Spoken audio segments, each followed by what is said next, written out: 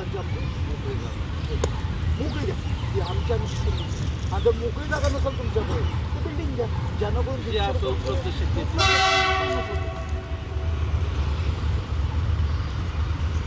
भाडं कोण करणार हे भरणार आता मी आता 25,000 रुपये मीच भरतोय ना मी त्यांना करोडो रुपयाच्या फार सारख्या माणसाला घेऊ शकता माझ्या वर्गाला काय बसले मला नाही तो बघ सरकारचा विषय आहे हत्याचा विषय छोटी लोक आहोत मोठे कामं मोठे धंदे का त्यांना देऊ शकतो तर मग आम्हाला बी द्यायला मत आहे आम्ही त्यांनी तर फुकट आणली 500 रुपयाचा फक्त स्कॅन केलं हे सगळं तुम्हाला कोण सांगतो कुठं असतं मोबाईलवर आज काय मोबाईल सगळ्या गोष्टीचं परिणाम राहत असेल आता आमदार केलं तिथे आपल्या वार्डात चौक आता म्हणजे तुम्ही पुन्हा मी जाणार आहे कोकण ही माझी शेवटची निवडणूक मला माहिती आहे मी निवडणुकीत विजयी नाही जे पैसेवाल्यांचा विजय आहे तरी देखील मी लढणार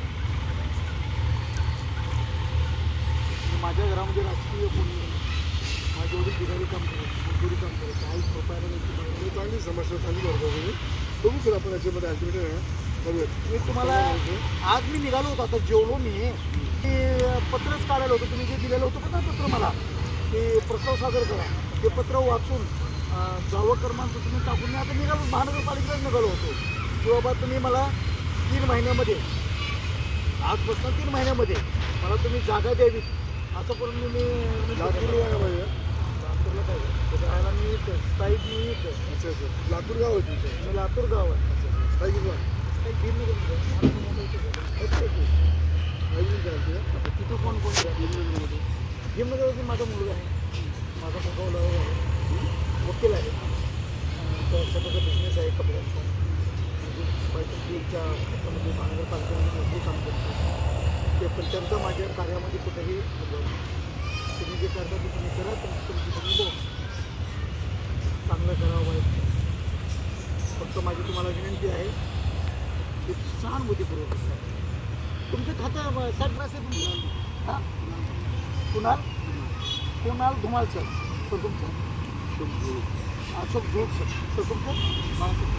बाळासाहेब पंडित साहेब त्यांचं नाव राम सोनवणे अच्छा मग उपायुक्त कोण आहे तुमच्या चौकामध्ये आमचे साहेब अजून आले नाही या